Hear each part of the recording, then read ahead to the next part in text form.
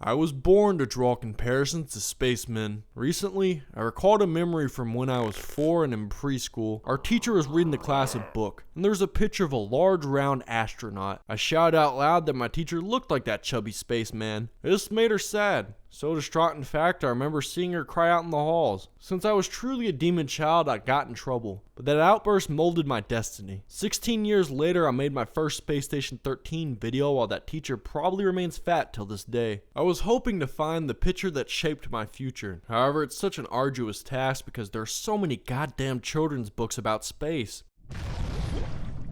Now approaching Fulpstation.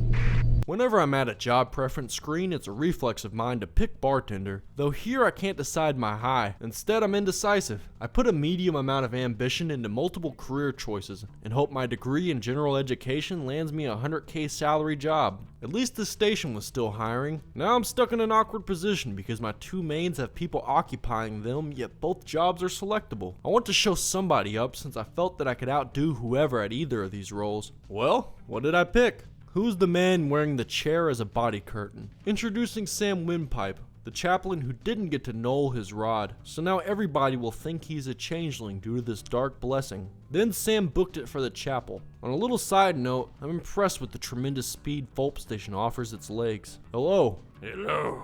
I work for you. Sam basically told the other chaplain that he would be his bitch, and in return he is given what appeared to be a moth hat to wear as uniform. If I had to put this on, then I quit. No. Old Sword Arms had realized the moth hide was a plushie, or a cum pillow, whatever you weebs call it. Sam chose to toss aside the toy since he's a maturely grown rugged man, not some collector that needs to be surrounded by soft things. Next, a hacking program was trying to dox him over his arm blade. Dude, it's a dark blessing. And both of you. Yeah, I was born with it. Two chaps with dark blessing. Quit staring at it. I know it's big and black, but don't look as hard, damn. Mid-conversation, a doctor dropped another dark blessing on the father of cancer. The chaplain grabbed the tumor, not knowing the consequences of being forever double-armed up. Sir Windpipe is looking buff and vascular. Sadly, he has no hands to lift heavy shit, bro. Hell, he can't even knead on his own anymore. If he can't figure out how to make shish kebabs using his knife appendages, then he will surely starve. This guy who wants to annoy people by being a moth was also a detective, a very observational one. He has 2 hands! Well, 2 hands that don't work. You can only have a holy weapon once. Ling long! Someone gave it to me. Ling test me. Swab my ass! If you insist. Afterwards, another reason to make Sam wanted by security was forced upon him by a flash and a hard R. This made him mentally self-righteous enough to want to kill all cops. Sammy No Fingers and his revolutionary friends tried gangbanging the clown. However, the honk hole couldn't be converted since it was probably already implanted.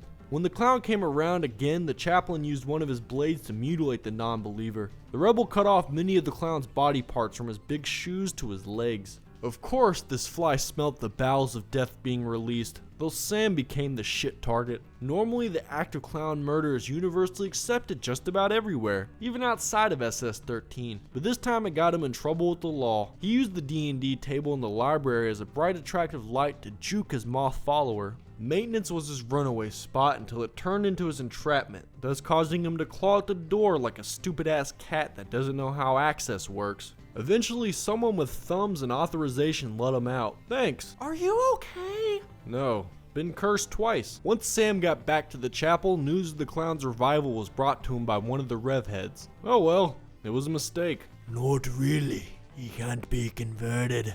Then he helped the other chaplain perform his ritual involving monkey blood.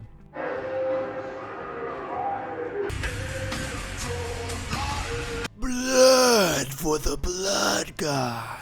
That on-site beef with the moth investigator provoked a hot pursuit that started out in the chapel, went through maintenance, and ended in the chaplain's office where the predatory priest was the one that was being restrained for a change. Our center of attention never had cuffs slapped around his sharp wrists, so all it took to get him free was a little shoving and running. Shout out to that revhead bartender for the save. The other chaplain suggested he hide inside a coffin to avoid sect detection. When he felt comfortable enough to walk the streets again, a sting ball linked right into his right cutter. He slipped on wet floor, and to make matters worse, the clown came back with the baseball bat and got his revenge on Sam. At least after the beating, he was taken to medbay, which is respectful as purposely giving someone an STD and having the courtesy to take that person to get tested. He was still alive. His well-being made him want to have a heart-to-heart with the clown since they were now allies. Clown, you dick. Hey now, you did it to me. I know.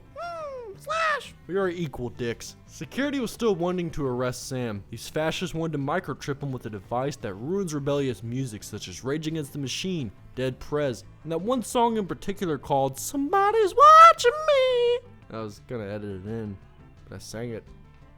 Sam didn't want to have to change his music playlist, so he kept running. During the chase, he waited around a corner to see which way he should run since Sec had two pathways. A bit of light came from one of the entrances, indicating that somebody was coming. It was the warden, though Sam had got away. Later on, he finally got somebody to feed him on account of his sword nubs. Shortly thereafter, it was all over for everybody. No more fighting, just hugs and penis tugs, similar to how actual wars end. Up next, we have a chef trader. Pretty common for me. This one is named John Sandwich. These objectives he has are the kind that we don't tend to do around here. Instead, we party.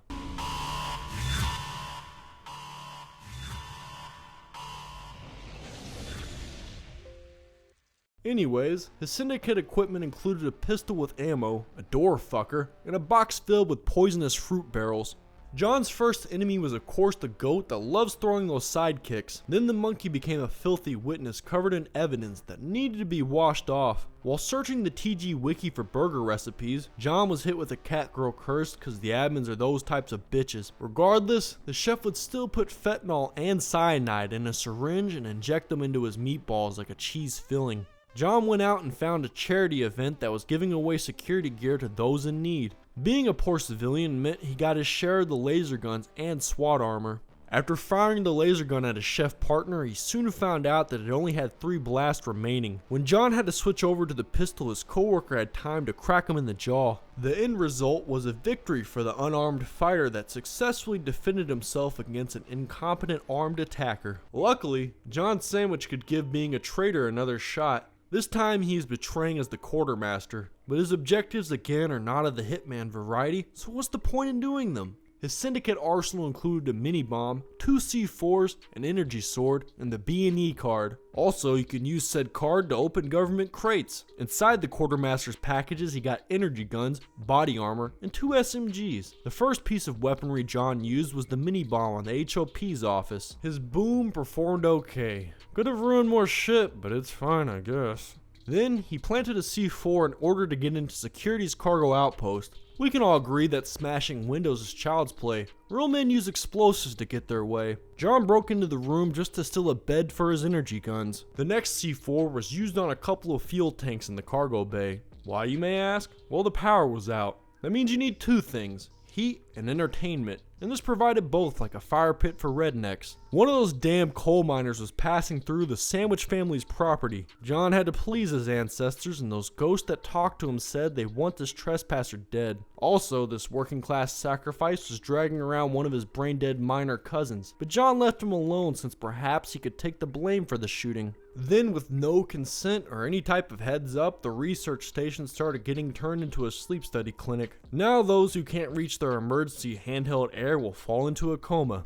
John wanted to help this sleepy guy feel better about himself by giving him a shower and a shave. However, the sleeper was awakened prematurely due to the noisy glow-in-the-dark laser razor. The lazy man was trying to argue with John about shaving philosophy, claiming you can use a welding tool to burn off facial hair. John rebutted that you'd be better off using your hands to pluck the hairs, but the dude insisted that John test out the welding tool on his face. During his indoor road trip, John got to see the great big shadow corgi of Eddyville, Kentucky. Though the time for sightseeing was over, he wanted to kill again, and the mime was right in the dust mite's den. After giving the mime a positive chakra with red and blue energy, he sent him to Nirvana with his fist. John's final attempt at murder turned into a gunfight with the head of security. He tried using an onslaught of stunts to persuade his opponent to just lay down and give up, but the HOS's lethal approach won him the battle war. We'll give this John Sandwich guy one last chance. He is a botanist, and guess what? Gangs are back on TG. As I've probably said before, it's pretty much just the Revolution game mode with multiple teams, though it used to be one of my favorite antagonist roles. Right at the start of John's shift, security already knew he was a gang leader. The gentle botanist had barely started his grow operation, and already the feds wanted him behind a door, grill, and some windows. You cannot run a radio. 1 star? Maybe all cops really are bad. While John's arrest warrant was being conducted, an outside instigator came in and shoved him to the floor. Then the positive antagonist picked a fight with the cops. That scuffle gave John the opportunity to slip out. Once in maintenance, he used the closest locker to stash his contraband like an alleyway trash can during a police chase. John surrendered peacefully.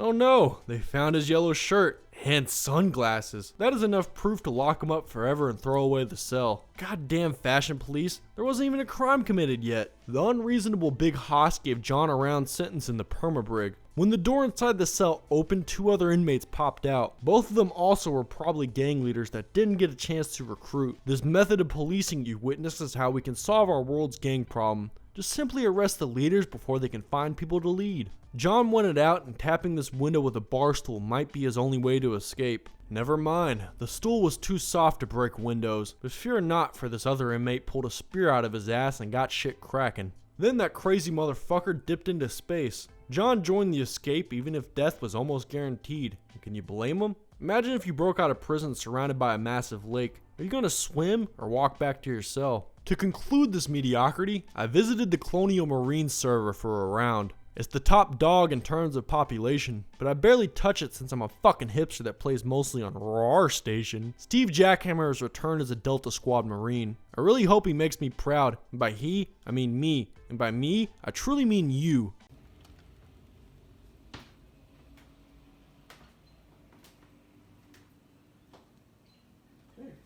You wanna play? Come on, go ahead. Seat's there. You guys talking all that shit in the comment section. It's y'all's time to shine. Come on. Go ahead. Fucking pussies. Steve was geared up with dog tags, a fanny pack, and a flamethrower. Sadly, it seems he was too late for deployment. Yeah, this place is empty. Not even ghost town status since all the ghosts are out on the battlefield coping with the fact that they're now ghost. Private Jackhammer finally found some people on a ship. He knew that meant a free ride to an early death, yet he also realized what the fuck else is he gonna do? On the flight, the Marines received lunch from a box. Today is Friday, so the meal of the day is a feast-sized lobster with pickles. Most of the soldiers screamed out in terror when they laid eyes on the disgusting combo of food. The ship plane had arrived at its destination, and this jackhammer of a man that just touched ground is a future war hero. Before Steve could burn down society, I had to ask a mentor how to get the flamethrower lit. The mentor said, "Boat bomber? The boat bomber? I shouldn't trust you with this knowledge." Go to weapons tab and hit unique action.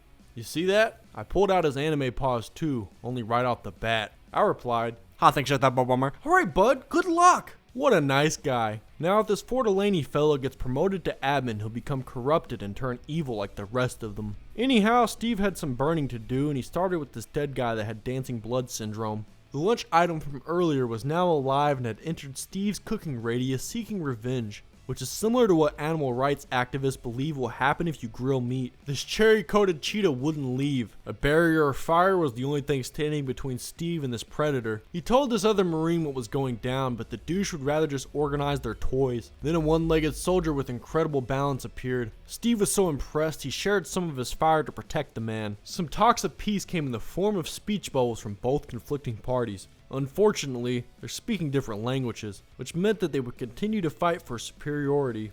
Later, Steve finally experienced real combat, and he wasn't ready for it. He used his flamethrower in this clusterfuck and wound up killing the alien, along with his fellow Marine and himself. In conclusion, what a dumbass. I mean, I'm a dumbass. Sorry, I don't know what's real and what's fake anymore.